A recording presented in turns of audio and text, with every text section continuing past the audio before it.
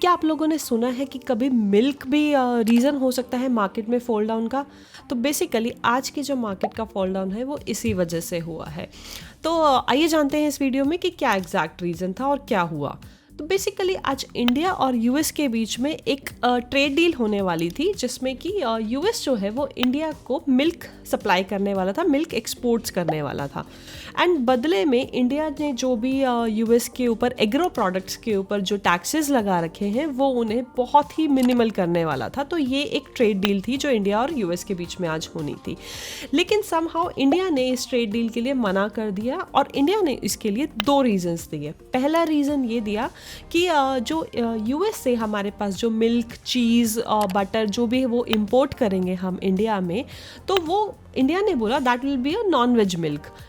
ऐसा क्यों बोला? ऐसा इसलिए क्योंकि यूएस के अंदर वहाँ पे वो जो अपनी काउस को जो भी खाना खिलाते हैं वो बेसिकली होता है मीट होता है या फिर चिकन होता है या फिर नॉन वेज फूड होता है, जिससे कि उनका मिल्क जो है वो ज़्यादा प्रोटीनिशियस बन सके। इसीलिए इंडिया ने बोला कि अगर हम उस चीज़ को, उस मिल्क को इंडिया में इंपोर्ट करेंगे तो लोगों के रिलीजियस सेंटिमेंट्स जो है वो इम्पैक्ट हो सकते हैं, क्योंकि इंडिया में मोस्टली पॉपुलेशन जो है वो 30% से ज़्यादा जो पॉपुलेशन है वो वेजिटेरियन है, प्योर वेजिटेरियन है। ये एक बहुत बड़ा रीज़न इंडिया ने दिया है इस ट्रेड डील को कैंसिल करने के लिए।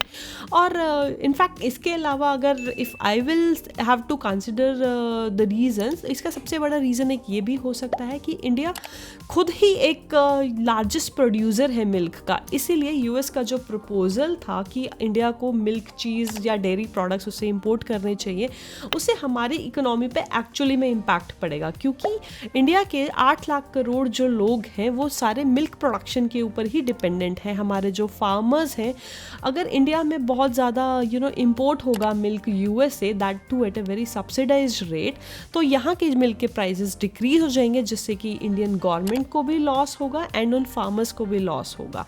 इंडिया की मैन्युफैक्चरिंग जो है मिल्क की, उसके ऊपर बहुत इम्पैक्ट आएगा। ये भी एक बहुत बड़ा रीज़न है जिसकी वजह से आज ट्रेड डील नहीं हुई है, ऐसा मुझे लगता है। लेकिन जानने की बात यह है कि अभी फ़िलहाल के लिए यूएस ने यही भी बोला है कि अगर ये ट्रेड डील नहीं हुई है तो इंडिया के ऊपर अगस्त ऑनवर्ड से सेम टैरिफ लगाए जाएंगे जो कि पहले लगाए जाने थे, क्योंकि ये ट्रेड डील फ़िलहाल नहीं हुई है।